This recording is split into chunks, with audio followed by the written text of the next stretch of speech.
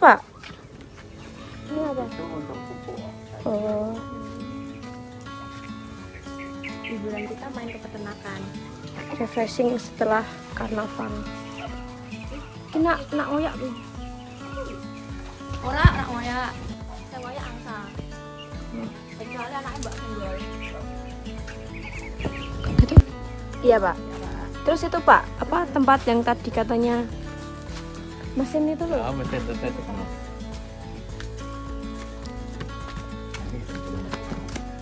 Gitu. Ini mesin tetesnya. Jarak jauh sini saya bisa dibuka. Karena tidak ada telurnya ya tidak ada, ya kan? Iya. Masih sampai sini ya. Ini suhunya untuk penetasan 30 derajat, 38 derajat Celcius. Ini termometernya jalanin nanti.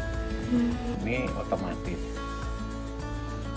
Hidup terus sampai dengan 38 nanti mati sendiri. Oh gitu. Jadi nggak nunggu netas belum mati. Enggak.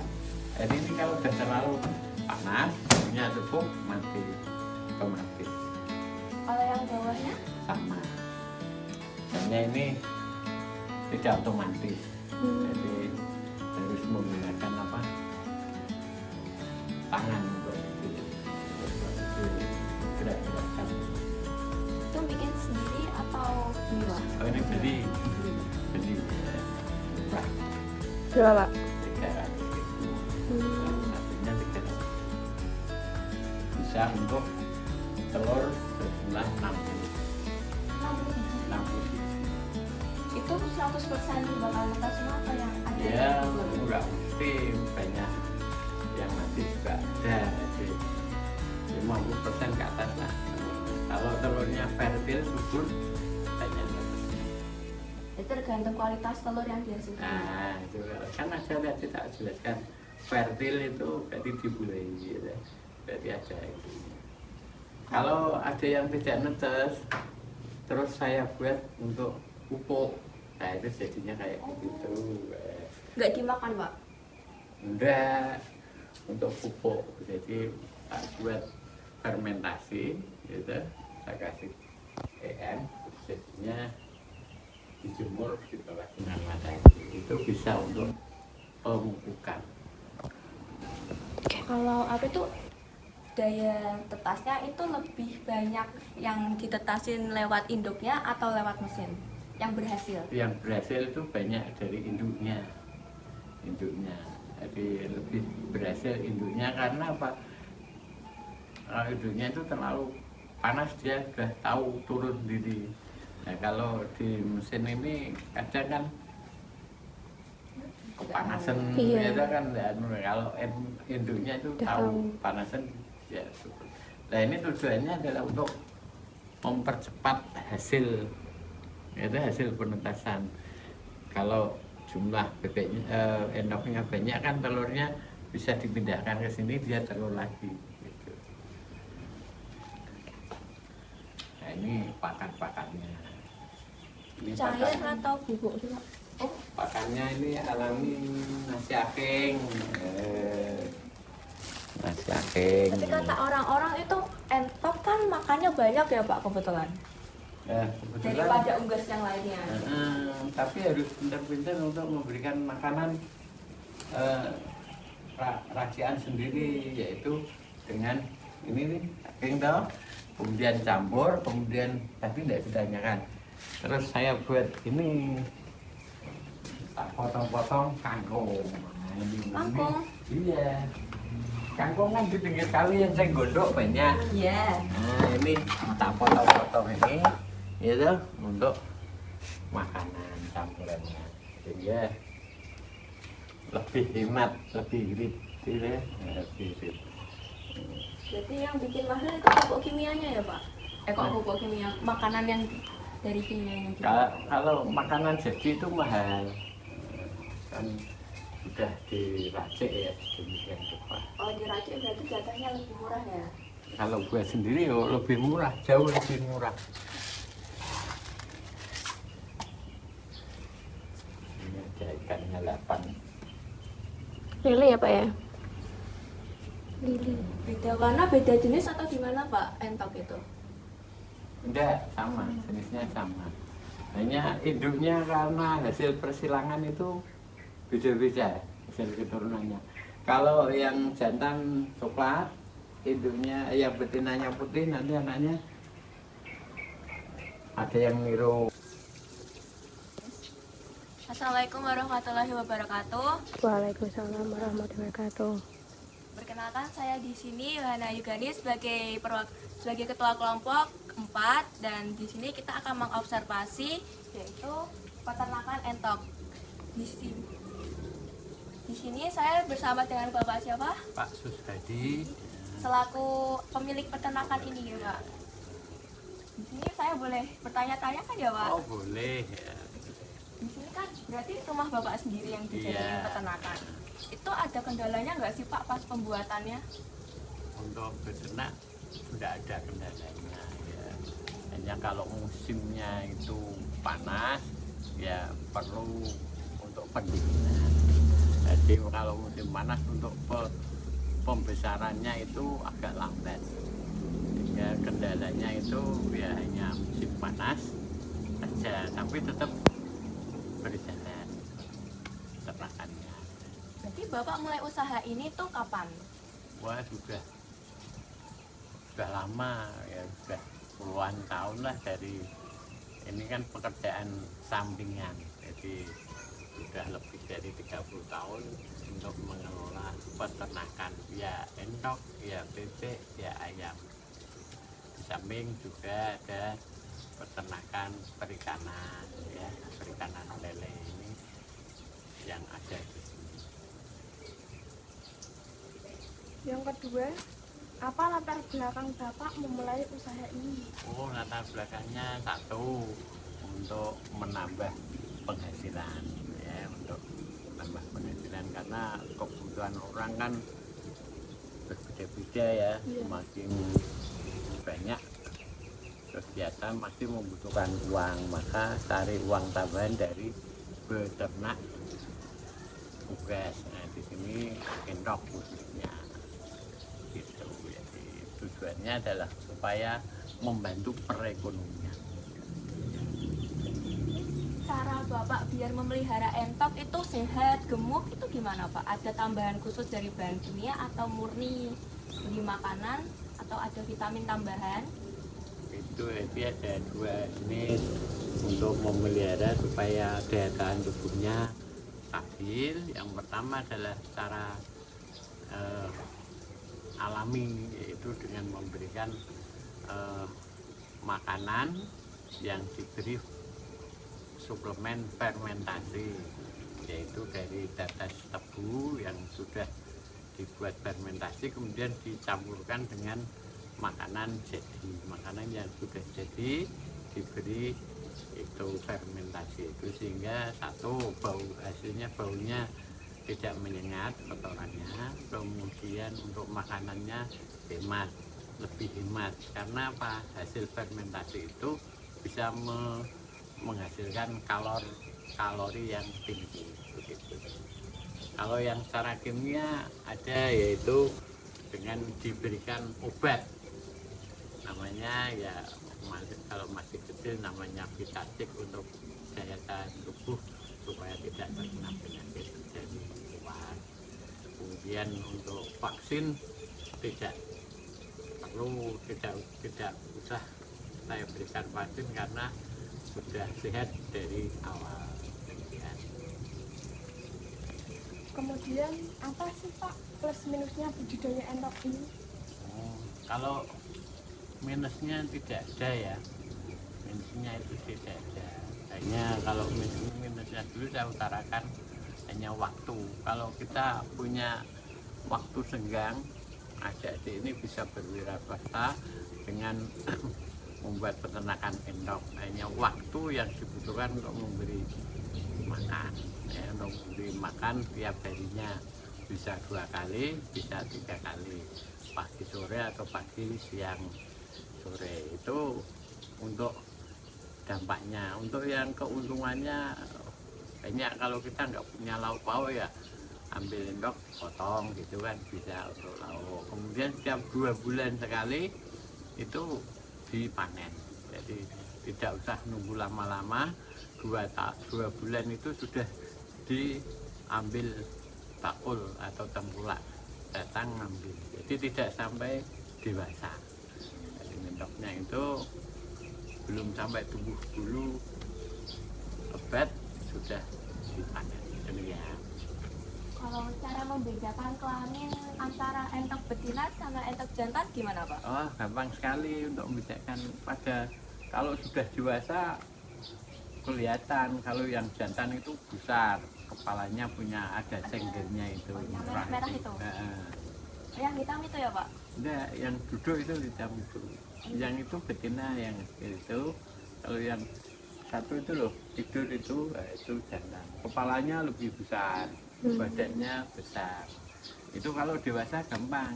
Kalau kecil, kalau masih kecil anak itu untuk membedakan jantan dan betinanya, ya tubuhnya lebih panjang. Jadi, Yang jantan lebih yang panjang. jantan lebih panjang. Lehernya? Badannya lebih panjang. Ya. Dan kepalanya lebih besar. Bisa nanti dilihat mana jantan, mana betina yang di kandang itu anak-anak. Ya. Kalau yang dewasa itu kan bisa lihat jantannya satu, betinanya kelihatan aja.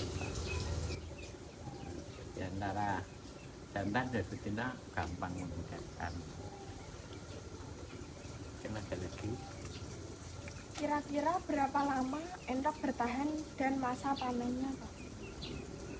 Ya, untuk budidaya endok itu mestinya untuk umurnya bisa sampai dengan 3 tahun. Dari masa meri sampai dengan usia 3 tahun itu bisa bertahan terus. Tapi pada waktu panen itu 2 bulan sudah bisa dipanen. Jadi anaknya dari induk ini yang hasil penetasan itu 2 bulan sudah dipanen.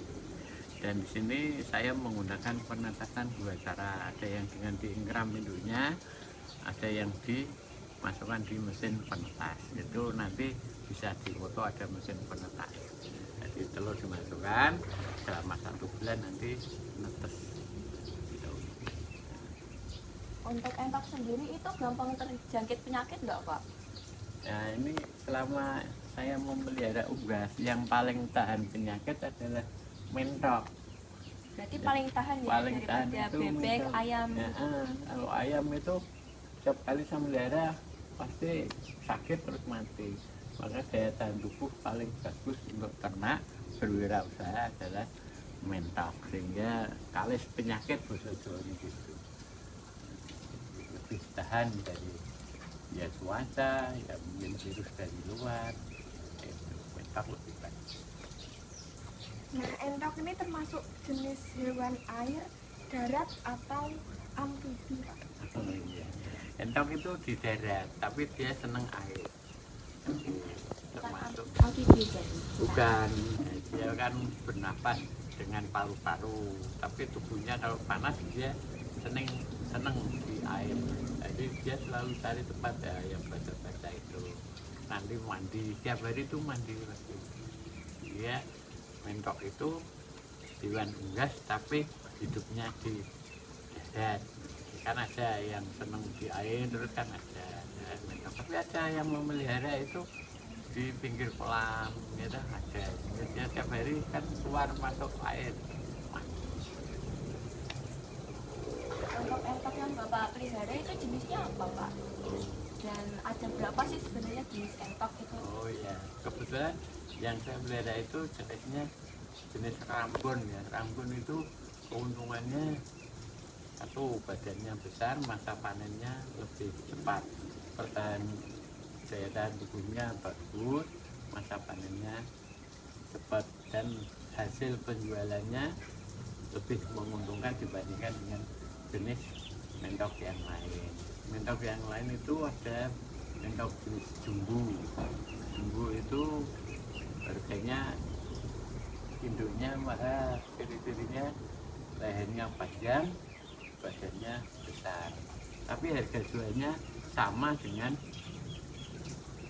entok yang lain, Rabon ya. Kemudian yang kedua Rabon yang tadi ada, yang ketiga adalah jenis entok yang biasa, lokal gitu istilahnya. Jadi lebih kecil, tubuhnya lebih kecil, sehingga kalau dijual di pasaran itu kurang senang. Jadi para pembeli itu lebih senang yang besar, gemuk. Tapi untuk rasanya gimana Pak kalau udah diolah? Kalau rasa tetap sama Sama saja. aja. Jadi tekstur dagingnya nggak ada yang Tekstur berbeda. dagingnya sama. Di, pada umumnya itu di sini banyak yang mau mengelola entok itu diambil untuk restoran-restoran ya, terutama di Kudus itu terkenal dengan itu lontong entok itu ya, di Tanjung itu. Jadi ada lontong, kemudian lauknya opor entok, itu di Kudus. Yang sana ada pasarnya, namanya pasar Tanjung, bukan pasar Anjung. Nah, kira-kira biaya penjualan di pasar itu bagaimana, Pak? Untuk penjualannya saya tidak pernah pergi ke pasar ya. Jadi tengkulak itu mencari ke lokasi ya, karena apa? Sudah tahu bahwa yang di peternakan perorangan itu lebih bagus. Jadi bisa milih mana yang gemuk, mana yang disukai oleh konsumen ya, termasuk ukurannya ya. Tidak usah jauh-jauh ke pasar, pembeli sudah datang sendiri. Saya kan sering lihat-lihat itu Kak. Saya kok susah yang bedain bebek sama entok sama angsa sama unggas-unggas sejenisnya. Ada ciri khusus buat bedainnya nggak sih Pak? Oh ya, jelas aja no. Kalau mentok itu yang pertama bulunya ya, bulunya putih, kemudian postur tubuhnya besar gitu kalau mentok. Kalau bebek itu bebeknya langsing, tubuhnya kecil, warnanya coklat gitu, tapi ada yang putih. Kalau banyak jelas lagi ya berbeda ya, tubuhnya besar, lehernya panjang. Jadi untuk mentok dan bebek perbedaannya jelas sekali ya. Ini kan bisa dilihat kalau yang mentok itu pendek-pendek gitu, kalau yang bebek itu tinggi badannya gitu. Entok ngejar nggak Pak? Enggak. Enggak. Berarti yang ngejar angsa. Angsa itu biasanya yang jantan ya, karena takut kalau nanti betinanya diganggu gitu, dikejar yang jantan. Tidak itu halus kok, parani ya yang Oh iya. Berarti masa bertelurnya tuh biasanya kapan Pak? Waktu bertelurnya tuh biasanya bulan-bulan apa? oh tidak ada batasan waktu untuk bertelur. Jadi tidak bulan apa, tidak musiman. Jadi setiap kali dia mau bertelur karena sudah ini kan usia produktif, ini sudah mau kawin semua, ini sebentar lagi mau bertelur. Jadi walaupun musim kemarau, kemudian dia kalau kawin ya terus bertelur gitu. Biasanya perbandingannya untuk peternakan itu satu jantan, kemudian untuk betinanya 5. Itu nanti hasil keturunannya fertil. Fertil itu bisa untuk ditetaskan. Kan ada namanya fertil dan mandul. Kalau mandul itu tidak dibuahi, tapi dia tetap bisa bertelur.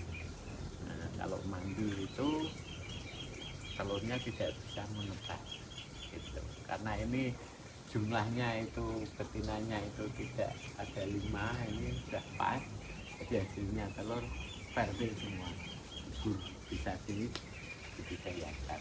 Kalau misalnya di kami itu biasanya menetasnya berapa hari atau bulan gitu Pak?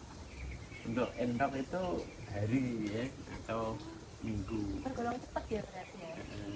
Harinya jumlahnya adalah 38 hari, satu bulan lebih ya, satu bulan lebih, 1 minggu lah.